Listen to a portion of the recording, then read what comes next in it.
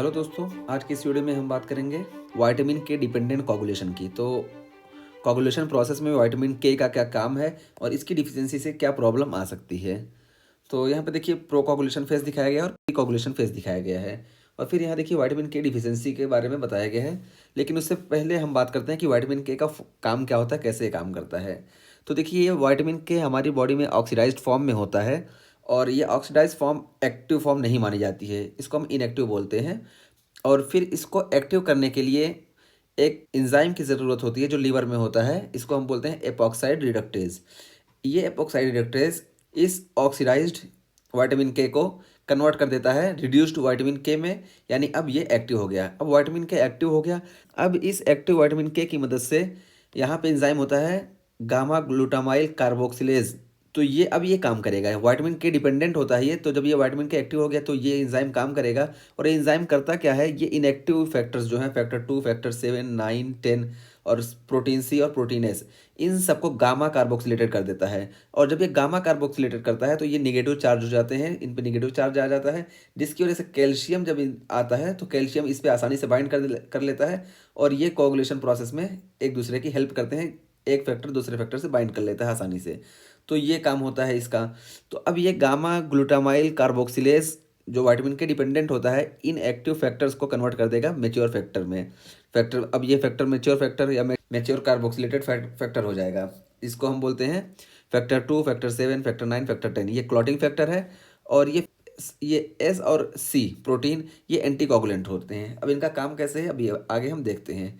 अब ये clotting factor क्या करते हैं, ये फाइब्रिनोजन को फाइब्रिन में कन्वर्ट करते हैं। ये पूरा इसकी कैस्केड हम पूरी देख चुके हैं पिछली वीडियो में।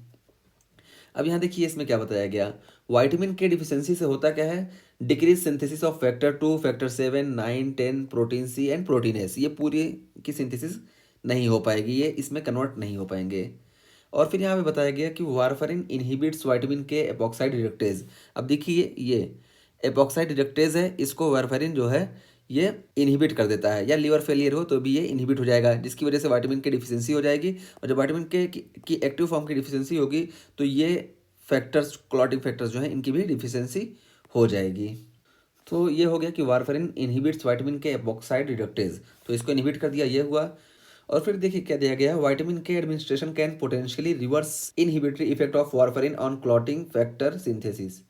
तो यहाँ पे ये बताया गया कि अगर वारफरिन की वजह से एपॉक्साइड रिडक्टेज नहीं काम कर रहा है, नहीं बन रहा है, तो इसकी वजह से विटामिन के की डिफिशियंसी होगी। और विटामिन के की डिफिशियंसी होगी तो मेच्योर क्लॉटिंग फैक्टर नहीं बन पाएंगे। अब इसको ख़त्म करने के लिए हम विटामिन के का एडमिनिस्ट्रेशन करेंगे। और जब एडमिनिस्ट्रेशन करेंगे तो ये धीरे धीरे विटामिन के इस कमी को पूरा कर देंगे। तो ये डिलेड होता है, धीरे धीरे होगा। और फिर उसके बाद है एफएफपी और पीसीसी, फ्रेश फ्रोजन प्लाज्मा या prothrombin complex concentration administration reverse action of warfarin immediately and can be given with vitamin K in case of severe bleeding. तो ये बताया गया कि ये दोनों फैक्टर्स एफएफपी और पीसीसी, इन दोनों का अगर हम एडमिनिस्ट्रेशन कर रहे हैं तो ये वारफरिन के एक्शन को फ़ौरन ख़त्म कर देंगे, इमीडिएटली ख़त्म कर देंगे। और जब हम ब्लड ट्रांसफ्यूज़न करते हैं सीवियर ब्लीडिंग के केस में, तो हम विटामिन के साथ इसको देते हैं ताकि ब्लीडिंग भी रुक जाए और हमारा ट्रांसफ्यूज़न भी हो जाए। तो पता चला कि हम दो तरीके से वारफेरिन के एक्शन को कम कर सकते हैं। अगर डिलेड हमें कम करना हो तो हम सीधा विटामिन के का एडमिनिस्ट्रेशन करेंगे, और अगर इमिडिएटली करना हो, जल्दी करना हो, तो हम विटामिन के साथ इन दोनों को भी दे देंगे। इससे हमारी क्लॉटिंग जल्दी और जल्दी हो जाएगी।